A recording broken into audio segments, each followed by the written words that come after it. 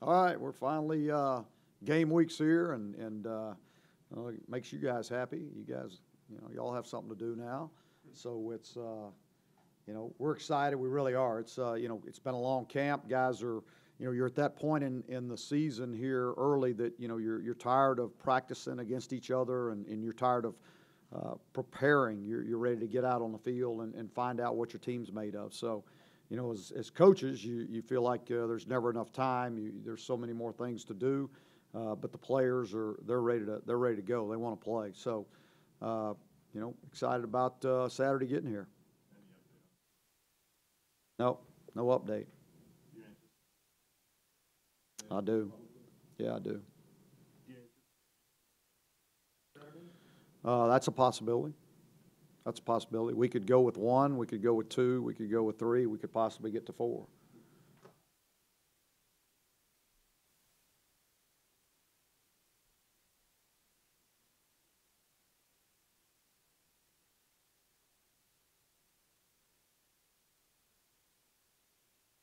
It's oh no, that was a legitimate battle then. I mean, it's a legitimate battle. I mean, you guys may not think that they're legitimate battles, but they're legitimate battles in my mind. Uh, whether when I announce them publicly, that may not happen the day that I make a decision, but it's very similar. It's very similar. You got other than that year, it was probably just two guys that really had a legitimate shot, and I think that we have an opportunity to have more guys than just two this year. How much has Chaz improved, developed, and progressed since the start of camp? And when did he really kind of make that big jump that kind of Probably over the summer. I think he's gotten, he's got quite a bit better than he was last year, and I think that's just a full year into it and understanding the expectations and how we practice and what the focus level has to be each day to be an elite quarterback. And getting to, sitting behind, Trubisky for a year and watching him and watching how he approached each and every day and what he did was really good for him. Is Brandon at a point where you're comfortable with his knowledge of the offense and kind of when you change the speech from tempo and non-tempo and everything? Yeah. I mean, he's got. I think he's improved quite a bit in the few weeks that he's been here, just as far as the communication, understanding the offense, what we expect. So yeah, I'm comfortable with where he is right now.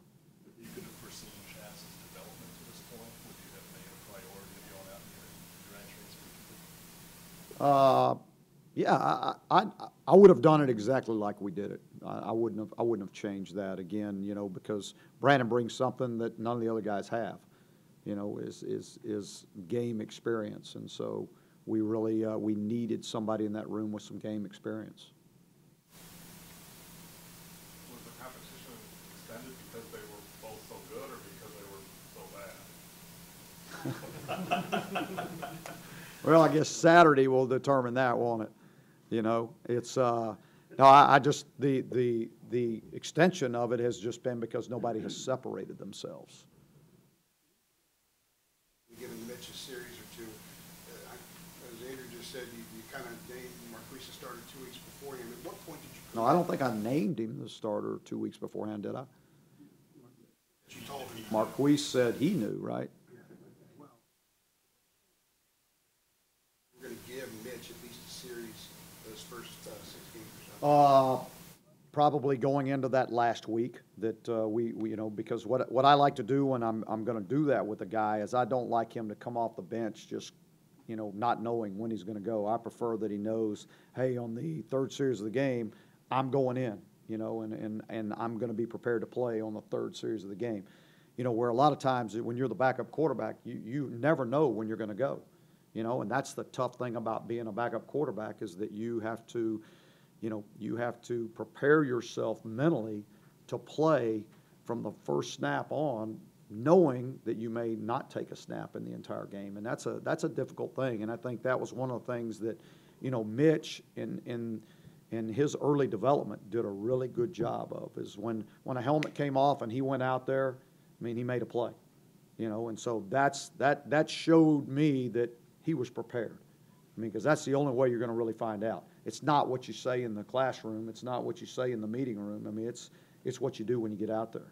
Larry, not Marquise, but you said not naming one of them in advance that gives you pleasure in kind of having that uncertainty out there for everyone.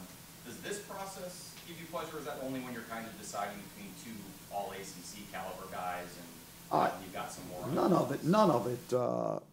I don't really get a lot of pleasure out of any of it, really. I mean, I don't get a lot of pleasure out of talking to you guys. I mean, but I've got to do it. It's part of my job, right? So you know, that was tongue in cheek when I said I get pleasure out of not telling you. I mean, I would prefer if I could pick it the way I wanted, that somebody had separated 2 months ago and we had named a starter and that guy went forward as a starter. But that's just not the way it is in this situation. So this is what we've got to deal with, is we got guys that are competing for a job, and we were hoping that somebody would separate sooner than now. It hasn't happened. So, but that doesn't change our plan and the way we go forward. Given the inexperience and question marks at several of the offensive positions, is the coaching staff at the point, and you're at the point where you need to see? Oh, yeah, we still got a lot of work to do. That's why I said, as a staff, there's never enough reps. I mean, so, you know, there's always that unknown as a coach of what's a new guy going to do. And so you're trying to put him in as many situations in practice as possible so you get a feel for how he's going to react in the game. And then you still don't know, you know, until you get in the game and he's hit in the face with adversity, and how's he going to react at that point, you know? And so that's the thing that keeps you, you know, awake at night, is trying to make sure that you've covered every detail. You know, when you have experienced guys, the details you're covering are the smaller details, so that they can even get better than what they are and they can climb to another level. Right now, with younger guys, you're trying to cover everything that you can think that can come up in a game, because they haven't experienced it before. So. You got the famous phrase there on the tunnel. The ceiling is the roof. Ceiling is the roof, yeah. What's the story behind putting that up there? Well, I think, I mean, I just kind of think that one, the people that were there that night and all the Tar Heels around the country that were watching that game, and when he said it, I mean, that was not something that he thought out and was a part of a speech. I mean, it was authentic. It just came out. I mean, when he said it, and to me, it's something special. It's something that we have that nobody else in the world has. You know, nobody has that. I mean, where the man himself said it, you know, that night, and that'll never change. And so to me, it's almost kind of a rallying cry for our program and for our fans, that we have something special. We got something that nobody else has. And so embrace it. Did you anticipate that phrase blowing up the way it has when you were standing next to him? No. I was still, I mean, that night I was just trying to figure out what I was trying to say in front of, 25,000 rabid fans, you know, and trying to make sure that what I was going to say was correct, you know, and I was starstruck at the same time, because I'm standing out there on the court next to him. Coach, what's the concern that you have to least worry about this final week of practice going into your season opener? What's something that you're not concerned about going into Saturday?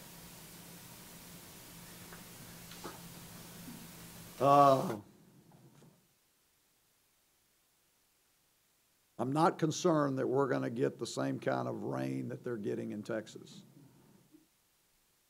I'm not concerned about that. About the only thing I'm not concerned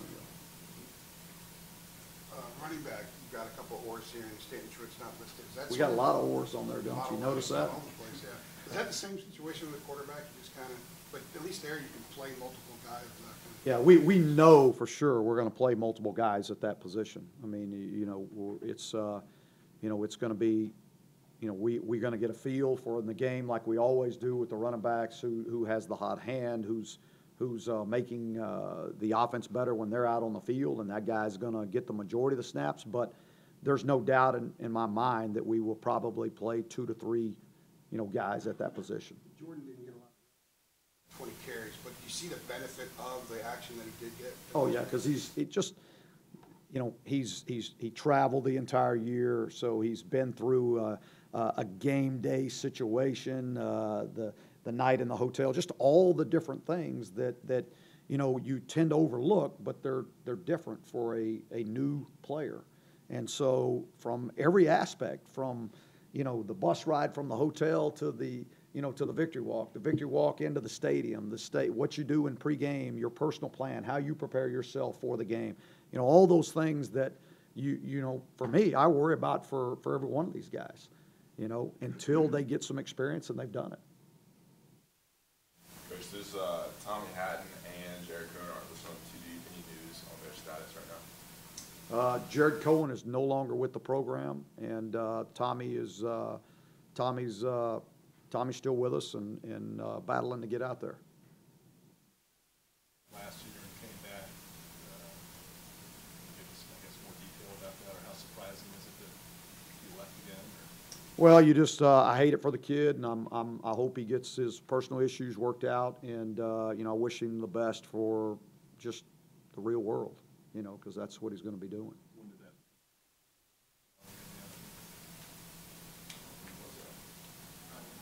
Friday afternoon.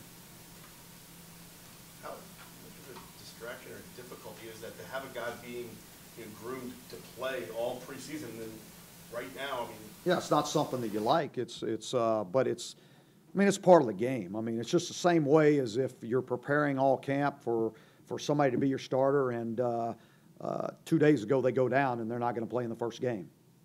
It's the same thing. It's the next man up. That's the mentality that you have to have in this game.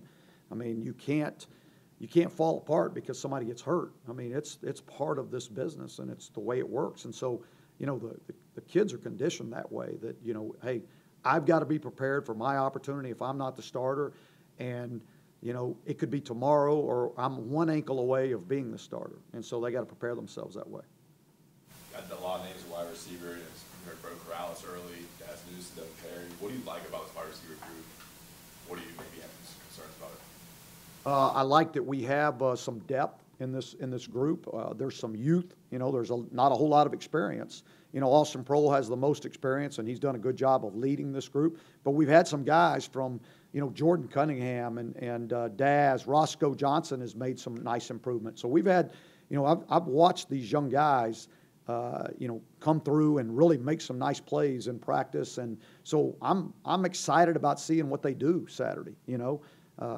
I know that for some of these guys, it's going to be their first time in a game and on this field. Just in the mock game the other day, Daz was trying to figure out, when the official was talking on his microphone, who that was. Where's that coming from? You just, it's something new for each and every one of them.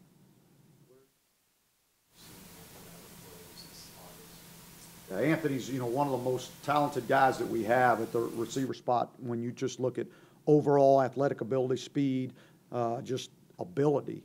And he has really come a long way. Because now he really starting to understand the receiver position.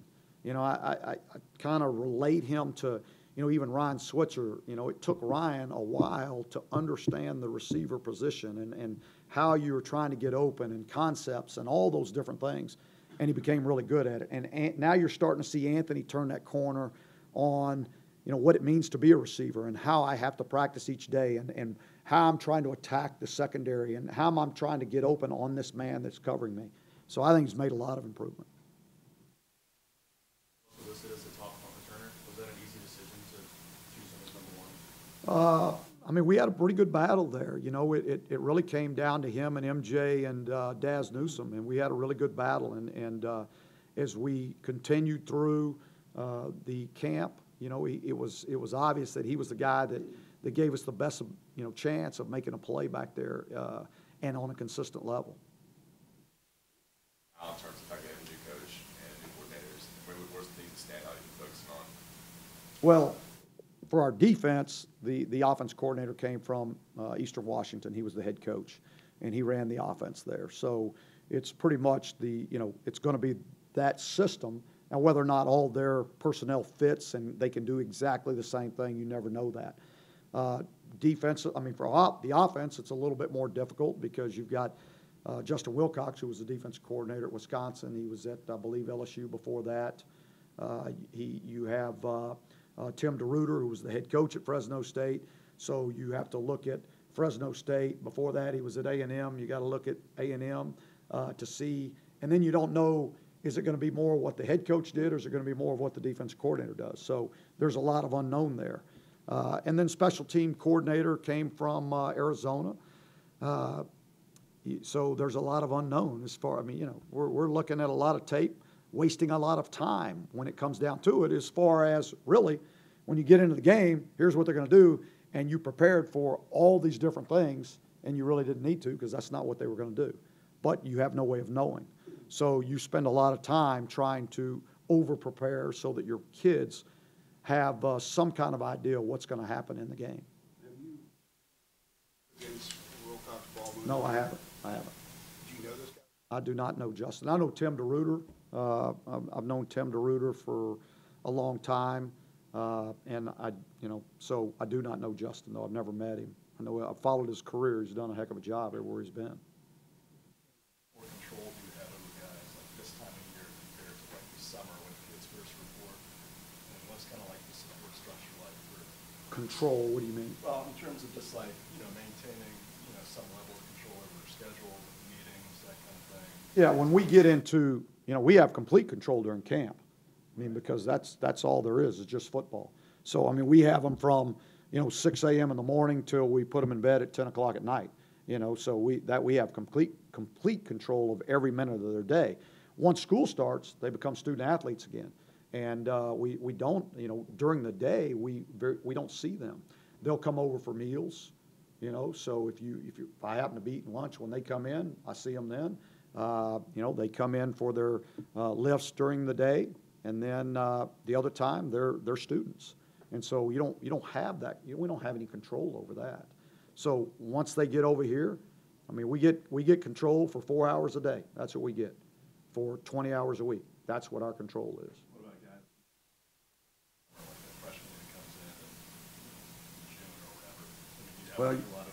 You get a couple hours a week that you can meet with a kid, and that's it during the summer. And then they're with the strength staff and the strength coaches the rest of the time. And then they're also going to school at that time. Power 5 opponent. Do you have a preference in that respect to you for the season? Yeah, I do like doing it. I like doing it. I would like to have a team that has a staff in place one of these times. That would be nice, But unfortunately, that's just not the way it's worked out, and it's made it really difficult, No, I don't have 7 on the schedule this year.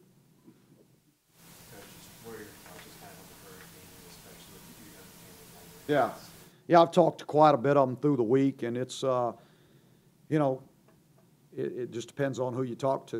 When you talk to my dad, who's 82 years old, yeah, my garden, I mean, it's drenched, and tomatoes are down, down, and I mean, he's more of a, well, it's what are you going to do about it, Just ride it out, and we'll see what happens when it's over, and got friends and family that have been in the Houston area that have had to evacuate and all those things, and so they, they're wondering about what they're going back to when they ever get to go back to it, So it's it's bad for a lot of people. It really is, and they're unfortunately, there's just not a whole lot you can do, and I don't know that that you could have been prepared for it. I mean, they're saying it's the worst thing that's ever hit, down there in 800 years. So, our thoughts and prayers with them. And I know there's a lot of, I've noticed that there's a lot of volunteers from all over the country that are going down to help. And, so that's good to see that people are pulling together to go help.